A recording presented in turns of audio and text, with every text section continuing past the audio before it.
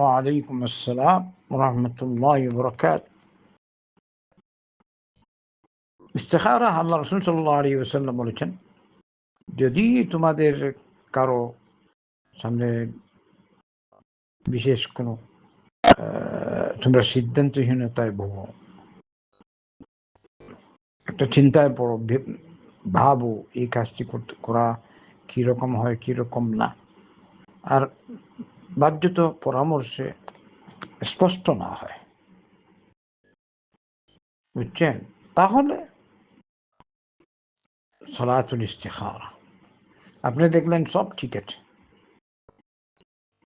সব ঠিক, তবু আপনার সন্দেহ বিভিন্ন কারণে, এই অবস্থায় ইস্তিখারা সালাত পড়তে পারেন। বিয়ের জন্য বা অন্য কোনো কারণে সফর করবেন, অমুক একটা প্রতিষ্ঠান ইত্যাদি, রবের কাছে 2 রাকাত সালাত পড়ে দোয়া, ইস্তিখারার দোয়া পড়লেন, আর আল্লাহর কাছে যে বিষয় নিয়ে আপনি ইস্তিখারা করেন এটা বললেন, এই হলো তার পদ্ধতি। সালাত 2 রাকাত, এই উদ্দেশ্যে 2 রাকাত সালাত পড়া, সালাত পড়ে রবের কাছে চাওয়া, আল্লাহর কাছে চাওয়া।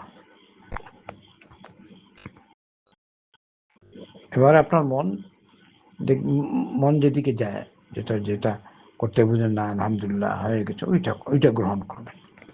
একবার হয় না আরেকবার করেন, আরেকবার হয় না আরেকবার করেন, কিন্তু ওই যে রাত্রে স্বপ্নে দেখতে হবে এগুলা সহি না, এগুলা বেদাতদের বানানো তৈরি। আল্লাহ রাসূল সাল্লাল্লাহু আলাইহি ওয়াসাল্লাম তোমাদের বিশেষ কোনো কিছু হলে 2 রাকাত সালাত পড়বে, আল্লাহর কাছে কল্যাণ চাইবে, তারপরে দোয়া পড়বে, ইস্তিখারার দোয়া আছে ওইটা শিখে নেবেন। বারাকাল্লাহু ফিক।